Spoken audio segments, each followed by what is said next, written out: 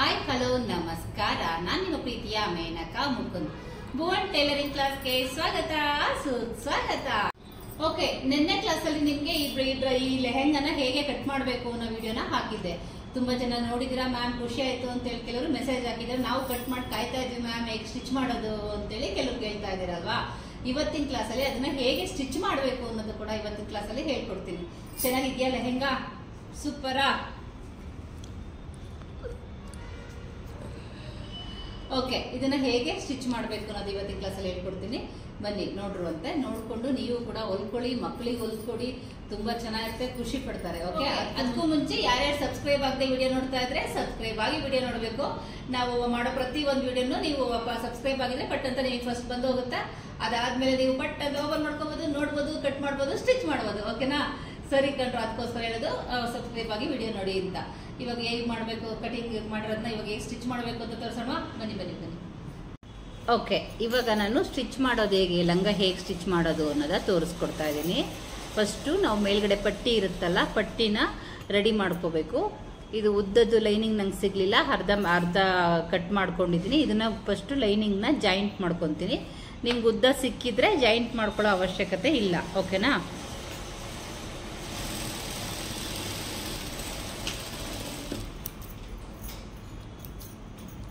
Okay, ಇವಾಗ ಇದನ್ನು open ಮಾಡ್ಕೊಂಡು ಇಲ್ಲಿಗೊಂದು ಕಿನಾರಿ ಹಾಕ್ಕೊಳ್ಳೋಣ.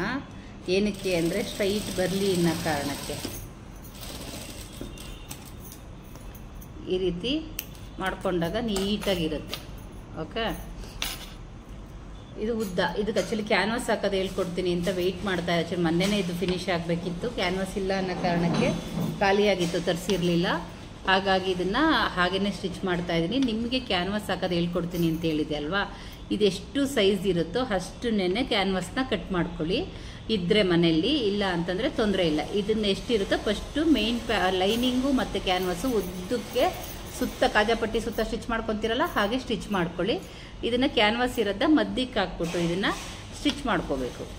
ಆ್ಯಕ್ಚುಲಿ ಅದು ಹಾಕ್ಬಿಟ್ಟೆ ತೋರಿಸ್ಬೇಕು ಅಂತ ಇಷ್ಟು ದಿನ ವೆಯ್ಟ್ ಮಾಡಿದ್ರೆ ಹೋಗೋದು ತರೋಕ್ಕಾಗಲಿಲ್ಲ, ಮಾರ್ಕೆಟ್ಗೆ ಹೋಗಿರಲಿಲ್ಲ, ಅದು ಖಾಲಿಯಾಗಿತ್ತು ಅನ್ನೋ ಕಾರಣಕ್ಕೆ ಇದು ಹಾಗೆ ಸ್ಟಿಚ್ ಮಾಡಿದೆ. ಮತ್ತು ಲೇಟ್ ಆಗಿಬಿಡುತ್ತೆ, ಬ್ಲೌಸ್ ಹೇಳ್ಕೊಡೋದು ಲೇಟ್ ಆಗುತ್ತೆ ಅಂತ ಇದು ಬೇಗ ಮುಗಿಸ್ತಾ ಇರೋದು. ಓಕೆನಾ? ಇದನ್ನು ಪೂರ್ತಿ ಸ್ಟಿಚ್ ಹಾಕ್ಕೊಂಬರೋಣ. ನೀವು ಮಾಡೋದು ಕ್ಯಾನ್ವಾಸ್ ಮಧ್ಯ ಇರಬೇಕು. ಕ್ಯಾನ್ವಾಸ್ ಹಾಕೋರು ಸ್ಟ್ರೈಟು, ಫುಲ್ಲು ಸ್ಟ್ರೈಟು ಸ್ಟಿಚ್ ಹಾಕೋಣ.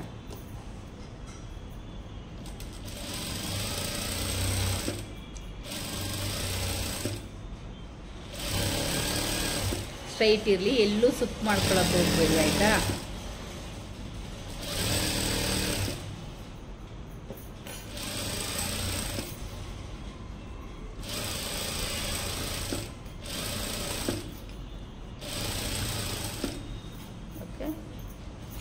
ಒಂದೇ ಸಮ ಇರಬೇಕು, ಸುಕ್ ಮಾಡ್ಕೋಬೇಡಿ. ಸ್ಟ್ರೈಟ್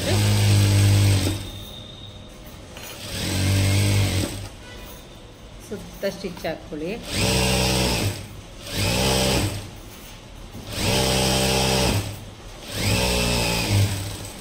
ಓಕೆನಾ? ಈಗ ಸುತ್ತ ಸ್ಟಿಚ್ ಹಾಕಿ ಆಯ್ತಲ್ಲ. ಇದೇನಾದ್ರು ಎಕ್ಸ್ಟ್ರಾ ಇತ್ತು ಅಂದರೆ ನೀಟಾಗಿ ಕಟ್ ಮಾಡ್ಕೊಳ್ಳಿ. ಎರಡೂ ಕಡೆ ಡಬಲ್ ಫೋಲ್ಡ್ ಮಾಡಿ ಹೊಲಿಬೇಕು. ಎರಡೂ ಕಡೆ ಇಲ್ಲಿದೆಯಲ್ವಾ, ಇದು ಸ್ಟ್ರೈಟ್ ಇದೆ, ಅದನ್ನು ಕಟ್ ಮಾಡಿ ಫೋಲ್ಡ್ ಮಾಡ್ತೀನಿ. ಇದು ಒಂದು ಮತ್ತು ಇನ್ನೊಂದು ಈ ರೀತಿ ಫೋಲ್ಡ್ ಮಾಡಿ ಇಲ್ಲಿ ಹೊಲ್ಕೊಳ್ಳಿ.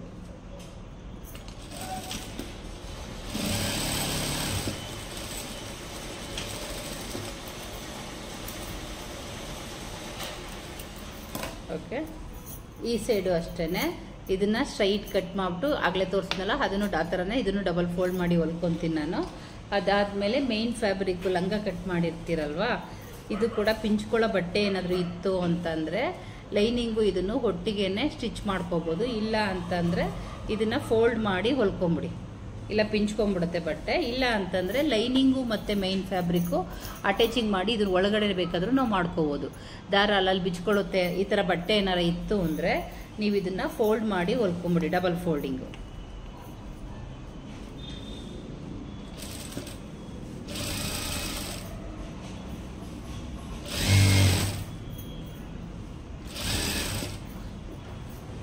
ಒಂದೇ ಸಮ ಇದ್ದು 2.5 ಮೀಟ್ರ್ ಮೇನ್ ಫ್ಯಾಬ್ರಿಕ್ಕು ಮತ್ತು ಲೈನಿಂಗು ಚಿಕ್ಕ ಮಕ್ಕಳಿಗೆ ನೀವು ಹೊಲಿತಾ ಇದ್ದರೆ ಲೈನಿಂಗು ಮೈನ್ ಫ್ಯಾಬ್ರಿಕ್ಕು ಸೀದಾ ಅಟ್ಯಾಚ್ ಮಾಡಿಕೊಡಿ, ಏನಾಗಲ್ಲ.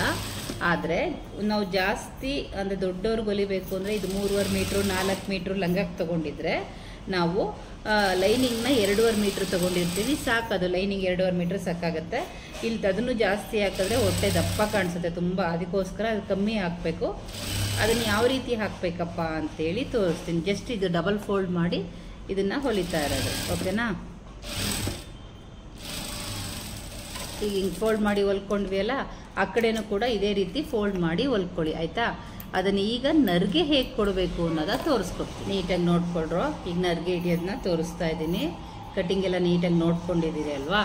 ಇವಾಗ ಇದು ಪಟ್ಟಿ ಎಲ್ಲ ಸುತ್ತ ಅಟ್ಯಾಚ್ ಮಾಡ್ಕೊಂಡಿದ್ದೀರಲ್ಲ, ಇದನ್ನು ಹಿಂಗೆ ಕೂರಿಸ್ಕೊಳ್ಳಿ. ಒಂದು ಸೈಡ್ದು ಇನ್ನೊಂದು ಸೈಡ್ದು ಸೀದಾ ಯಾವ ಕಡೆ ಉಲ್ಟಾ ಯಾವ ಕಡೆ ನೋಡಿಕೊಂಡು ಬರೀ ಮೈನ್ ಫ್ಯಾಬ್ರಿಕ್ನ ನರ್ಗೆ ಕೂರಿಸ್ಕೋಬೇಕು, ಓಕೆ? ಇಲ್ಲಿ ಸೀದಾ ಇದೆ, ಇದು ಉಲ್ಟಾ ಇದೆ.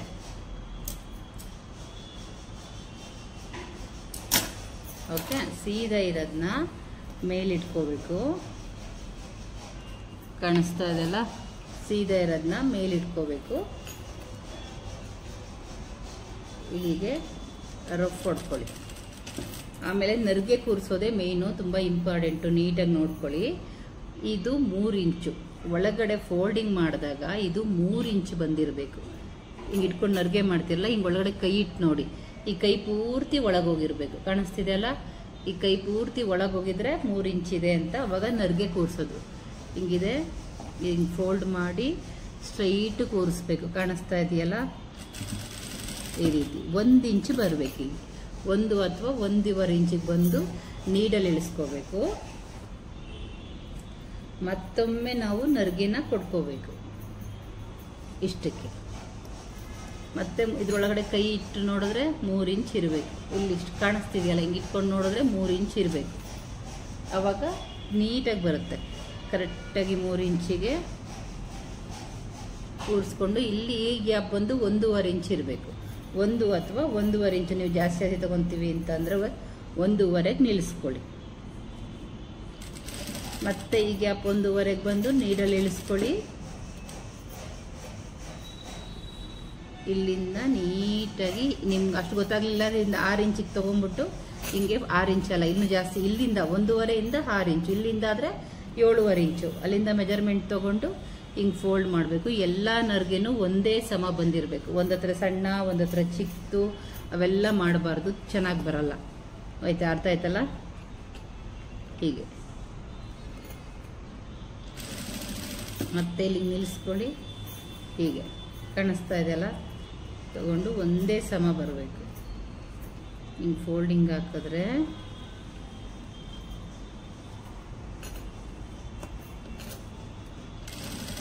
ನೀಟಾಗಿ ಬರಬೇಕು. ನೀವು ಯಾವುದೇ ನರ್ಗೆ ಹಿಂಗೆ ಕೈ ಇಟ್ಟು ನೋಡಿದ್ರೂ ಎಲ್ಲ ನರ್ಗೆನೂ ಸೇಮೇ ಇರಬೇಕು ಸ್ಟಾರ್ಟಿಂಗಿಂದ. ಅದನ್ನು ಈಗಲಿಂದಲೇ ನೀವು ಪ್ರಾಕ್ಟೀಸ್ ಮಾಡಬೇಕು. ಫಸ್ಟ್ ಪ್ಲೈನ್ ಬ್ಲೌಸ್ ಪ್ಲೈನ್ ಲಂಗ ಹೆಂಗೆ ಹೊಲ್ದ್ರಿ ನೋಡಿದೆ, ಆದರೆ ಓಕೆ ಆದರೆ ಪರವಾಗಿಲ್ಲ, ನಾನು ತೋರಿಸ್ತೇನೆ. ಸುಮಾರಾಗಿ ಹೊಲ್ದ್ರಿ, ಇರಲಿ, ನಾನು ಚೆಕ್ ಮಾಡಲಿಕ್ಕೇ ಅದು ಕೊಟ್ಟಿದ್ದು. ಇವಾಗ ನೋಡಿ, ದೊಡ್ಡ ಸೈಜು ನೀಟಾಗಿ ನೋಡ್ಕೊಂಡು ಮಾಡಿ. ಮಕ್ಕಳಿಗೂ ಕೂಡ ಹೀಗೆ ಮಾಡಿ, ಆಯಿತಾ? ನೋಡಿ ಇಷ್ಟೇ. ಇದೆಲ್ಲ ನರ್ಗೆನ ಕೊಡ್ತಾ ಹೋಗ್ಬೇಕು. ನರ್ಗೆ ಕೊಡೋದೇ ಇಂಪಾರ್ಟೆಂಟು. ಪ್ರತಿ ಒಂದು ನರ್ಗೆನೂ ಕಾಣಿಸ್ತಾ ಇದೆಯಲ್ಲ, ಹೀಗೆ ಬರಬೇಕು. ಇದೇ ರೀತಿ ಪೂರ್ತಿ ಮಾಡ್ತೀರಲ್ಲ, ಹಿಂಗೆ ತೊಗೊಳ್ಳಿ, ಹಿಂಗೆ ಮಾಡಿ. ನರ್ಗೆ ಕೊಡೋದು ತುಂಬ ಲೇಟ್ ಆಗುತ್ತೆ, ಹಾಗಾಗಿ ಮಾಡೋದೆಲ್ಲ ಸೇಮ್ ಇರೋದ್ರಿಂದ ಇಷ್ಟೇ ತೋರಿಸ್ತಾ ಇದ್ದೀನಿ. ಲಾಸ್ಟಿಗೆ ಎಂಡಿಗೆ ಒಂಚೂರು ತೋರಿಸ್ತೀನಿ, ಓಕೆ? ಇವಾಗ ಮಾಡೋದು ಗೊತ್ತಾಯ್ತಲ್ಲ? ಎಲ್ಲ ಮೆಜರ್ಮೆಂಟು 3 ಇಂಚೇ ಇರಬೇಕು. ಇದು 1.25 ಇಂಚ್ಗೆ ಇರಬೇಕು. ಕರೆಕ್ಟಾಗಿ ಬಂದೋಗುತ್ತೆ. 1 ಅಥವಾ 1.25 ಇದ್ರೂ ನಡೆಯುತ್ತೆ. ಇದು ಅರ್ಥ ಆಯ್ತಲ್ಲ? ಈಗ ಲಾಸ್ಟ್ನೇ ತೋರಿಸ್ತೀನಿ. ಓಕೆ, ನೋಡಿದ್ರಲ್ವಾ? ಇಷ್ಟೋ ತನಕ ನರ್ಗೆ ಯಾವ ರೀತಿ ಹಿಡಿಬೇಕು ಅಂತ. ಲಾಸ್ಟಲ್ಲಿ ಏನು ಮಾಡಬೇಕು, ಎಷ್ಟಿದೆ ನೋಡಿಕೊಂಡು ಇದರಲ್ಲಿ ನಮ್ಗೆ ಎಷ್ಟು ಸ್ವಲ್ಪ ಲಾಸ್ಟಲ್ಲಿ ಒಂದು ಚಿಕ್ಕದು ದೊಡ್ಡದು ಮಾಡ್ಕೋಬೋದು. ಕಾರಣ ಇಲ್ಲಿಗೆ ಅಡ್ಜಸ್ಟ್ಮೆಂಟ್ ಮಾಡ್ಕೊಳ್ಳಿಕ್ಕೆ. ಹಿಂಗೆ ಹಿಡ್ಕೊಂಡು ನೋಡಿದ್ರೆ ಗೊತ್ತಾಗುತ್ತೆ ನಿಮಗೆ. ಒಂದು 5-6 ನರ್ಗೆ ಇದೆ ಅನ್ಬೇಕಾದ್ರೇನೆ ಈ ರೀತಿ ಇಟ್ಕೊಂಡು ನೋಡಿ.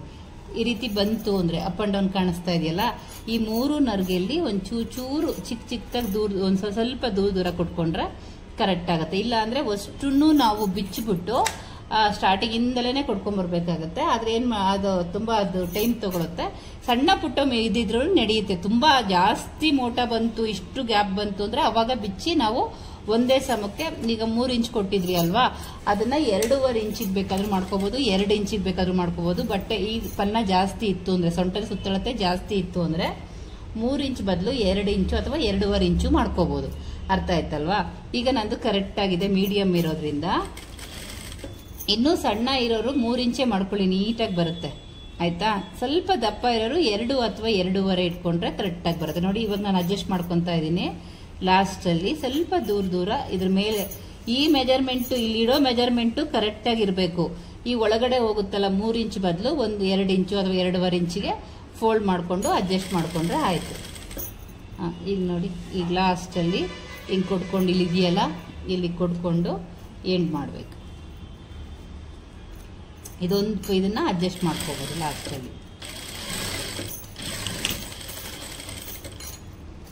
ಓಕೆ, ನೋಡಿ ಎಷ್ಟು ನೀಟಾಗಿ ಬಂದಿದೆ, ಎಲ್ಲ ಒಂದೇ ಮೆಜರ್ಮೆಂಟ್ ಅಲ್ಲಿ ಬಂದಿದೆ. ನಿಮ್ದು ಕೂಡ ಹೀಗೆ ಬರಬೇಕು, ಎಲ್ಲೂ ಹಿಂಗೆ ಬಿಚ್ಕೊಳ್ಳೋದಾಗ್ಲಿ, ಇಲ್ಲಿ ಒಂದೇ ಸಮ ಕೊಡಬೇಕು. ನಾನು ಕೊಟ್ಟಿರೋದು ತೋರಿಸಿದ್ದೀನಲ್ಲ, ಕಾಣಿಸ್ತಿಲ್ವೇನ್ರೋ? ನಾನು ಇದನ್ನ ನೋಡ್ತಾ ಇದ್ದೆ. ಓಕೆ, ಇವೆಲ್ಲ ಒಂದೇ ಸಮ ಬಂದಿರಬೇಕು, ಎಲ್ಲೂ ಇದು ಬಿಚ್ಕೊಳ್ಳೋದಾಗ್ಲಿ ಮಾಡಬಾರ್ದು. ಅವಾಗ ಏನಾಗಬೇಕು, ನಿಮ್ಗೆ ಗೊತ್ತಾಗಲಿಲ್ಲ ಅಂದರೆ ಮತ್ತೊಮ್ಮೆ ಬಿಚ್ಚಿ ಪ್ರಾಕ್ಟೀಸ್ ಮಾಡಿ.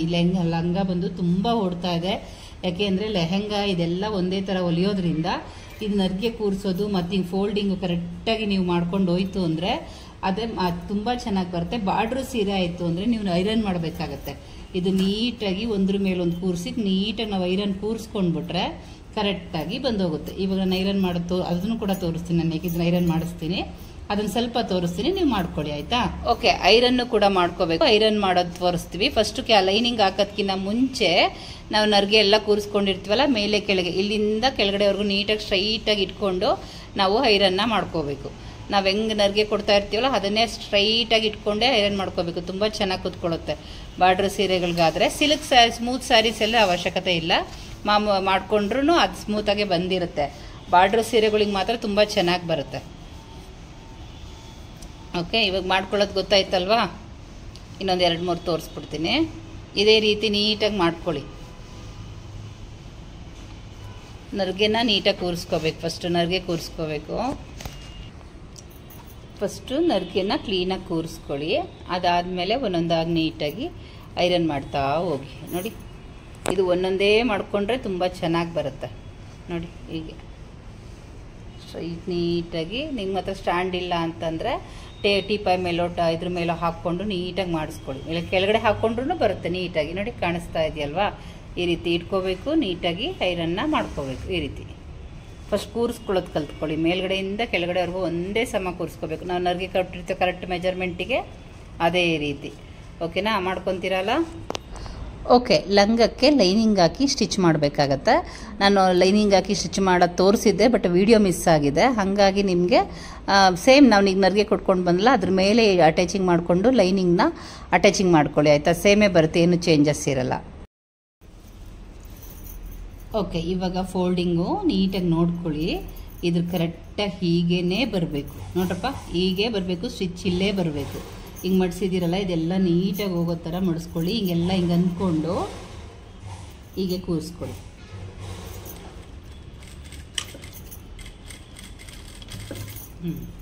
ನೋಡಿ, ಕ್ಲೀನಾಗಿ ಕೂರಿಸ್ಕೋಬೇಕು. ಇದೆಲ್ಲ ಕ್ಲೀನಾಗಿ ಹಿಂಗಿರಬೇಕು, ಸ್ಟ್ರೈಟ್. ಹಿಂಗೆಲ್ಲ ಹಿಂಗೆ ಅಂದ್ಕೊಂಡು ಹಿಂಗೆ ಕೂರಿಸ್ಕೊಂಡು ಸ್ಟಿಚ್ ಆಗಿ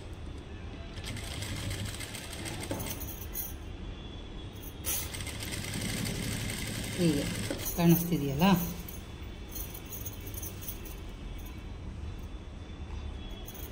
ಹೀಗೇನೆ ಬರಬೇಕು.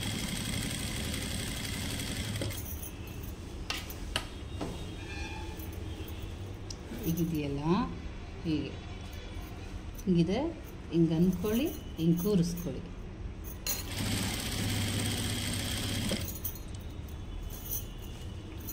ಈಗೆಲ್ಲ ಹಿಂಗೆ ಅಂದ್ಕೋಬೇಕು. ಹಿಂಗೆ ಕೂರಿಸ್ಕೊಂಡು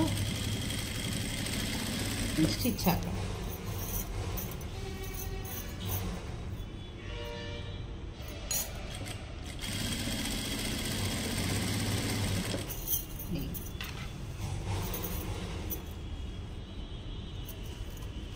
ಹೀಗೆ ಕೂರಿಸ್ಕೊಂಡು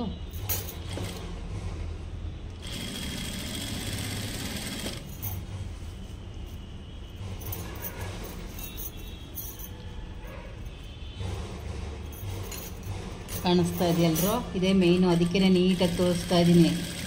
ಹೀಗೆ ಬರಬೇಕು, ಹೀಗಿದೆಯಲ್ಲ ಹೀಗೆ.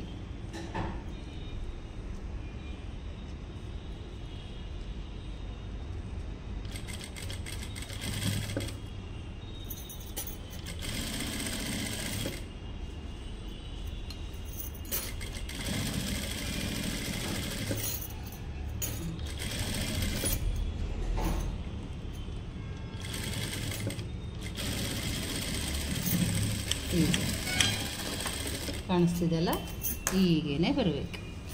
ಮತ್ತು ಸ್ಟಿಚ್ಚು ಅಷ್ಟೇ ಹೀಗೇ ಬಂದಿರಬೇಕು. ಕಾಣಿಸ್ತಿದೆಯಲ್ವಾ? ಸಪೋಸ್ ನಿಮ್ಗೊಂದು ಮೇಲೆ ಕೆಳಗೆ ಆಯಿತು ಅಂದರೆ ಇನ್ನೊಂದು ಸ್ಟಿಚ್ಚನ್ನ ಮೇಲ್ಗಡೆಯಿಂದ ಈ ರೀತಿ ಹಾಕ್ಕೊಳ್ಳಿ. ಲಾಸ್ಟಲ್ಲಿ ಕಿನಾರಿ ಥರ ಈ ಕಡೆಯಿಂದ ನೀಟಾಗಿ ಒಂದು ಸ್ಟಿಚಿಂಗ್ ಎಲ್ಲ ಅಂದ್ಕೊಂಡು ಇಲ್ಲೊಂದು ಸ್ಟಿಚ್ ಹಾಕ್ಕೊಳ್ಳಿ. ಕಾಣಿಸ್ತಿದೆಯಲ್ಲ, ಈ ರೀತಿ.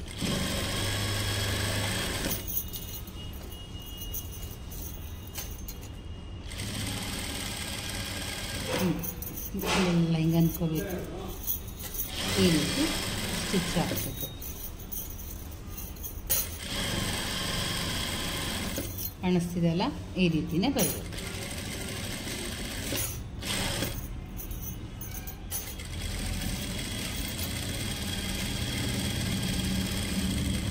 ಓಕೆ, ಇದು ಫಿನಿಶ್ ಆಯಿತು. ಆಮೇಲೆ ಮೇಲ್ಗಡೆನೂ ಹಿಂಗೆ ಪಟ್ಟಿ ಥರ ಇರುತ್ತಲ್ವ, ಇಲ್ಲೊಂದು ಸ್ಟಿಚ್ ಹಾಕ್ಕೊಳ್ಳಿ, ನೀಟಾಗಿ ಕುತ್ಕೊಳ್ಳುತ್ತೆ. ಮೇಲ್ಗಡೆ ಕಿನಾರಿ ಥರ ಪಟ್ಟಿ ಥರ ನೀಟಾಗಿ ಕುತ್ಕೊಳ್ಳಿ ಅಂತ. ಕೆಲವರು ದೊಡ್ಡ ಬಾರ್ಡ್ರ್ ಇದ್ದರೆ ದೊಡ್ಡ ಬಾರ್ಡ್ರ್ ಹಾಕ್ಕೋಬೋದು. ಈ ಥರ ಹಾಕ್ಕೊಂಡ್ರೆ ಪಟ್ಟಿ ಕ್ಯಾನ್ವಾಸ್ ಎಲ್ಲ ಹಾಕಿರ್ತೀವಲ್ಲ, ಫಿಟ್ನೆಸ್ಸಾಗಿ ನೀಟಾಗಿ ಕುತ್ಕೊಳ್ಳುತ್ತೆ. ಹೀಗೆ ಕಾಣಿಸ್ತೀವಲ್ಲ, ಇಷ್ಟು ಫಿನಿಶ್ ಆಯಿತು. ಆಮೇಲೆ ಲಾಡಿ ಹೊಲ್ಕೊಂಡು ಹಾಕ್ಕೊಳ್ಳಿ, ಎಲ್ಲರಿಗೂ ಗೊತ್ತಿರುತ್ತೆ. ಇವೆರಡನ್ನೂ ಸೇರಿಸಿ ಅಟ್ಯಾಚ್ ಮಾಡಿಕೊಂಡ್ರೆ ಲಂಗ ಫಿನಿಶ್. ಇವೆರಡನ್ನೂ ಸೇರಿಸ್ಕೊಳ್ಳಿ, ಇಲ್ಲಿಂದ ಇವೆರಡನ್ನೂ ಅಟ್ಯಾಚ್ ಮಾಡ್ಕೋಬೇಕು. ಇದು ಅಟ್ಯಾಚ್ ಮಾಡಿಕೊಂಡು ಇಲ್ಲಿಂದ ಓಕೆ, ಇಲ್ಲಿಂದ ಕೆಳಗಡೆ 3 ಇಂಚಿಗೆ ಸ್ವಲ್ಪ ಬಿಟ್ಬಿಟ್ಟು ಸ್ಟ್ರೈಟ್ ಹೊಲ್ಕೊಂಡ್ರೆ ಮುಗಿದೋಯ್ತು. ಈ ರೀತಿ ಇಟ್ಕೊಂಡು ಇಲ್ಲಿ ರಫ್ ಹೊಡ್ಕೊಳ್ಳಿ. ಇವೆರಡನ್ನೂ ಸೇರಿಸಿ ನೀಟಾಗಿ ಸ್ಟ್ರೈಟು ಹೊಲ್ಕೊಳ್ಳಿ ಅಷ್ಟೇ. ಇವೆರಡನ್ನು ಸೇರಿಸಿ ಹೊಲ್ಕೊಂಡ್ರೆ ನಿಮ್ಮ ಲೆಹಂಗ ರೆಡಿ ಆಯಿತು. ನಿಮ್ಮ ಲೆಹಂಗನ ನಮ್ಮ ಲೆಹಂಗನ. ಓಕೆ,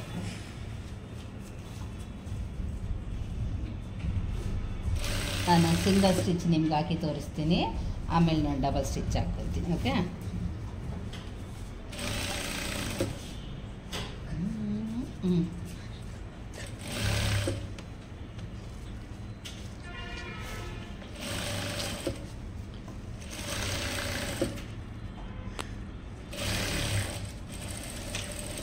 ಓಕೆ, ನಾನು ಡಬಲ್ ಆಮೇಲೆ ಹಾಕ್ಕೊತೀನಿ. ಈ ಥರ ಸೈಡಲ್ಲಿ ಹೊಲ್ಕೊಂಡ್ರೆ ಮುಗ್ದೋಯ್ತು.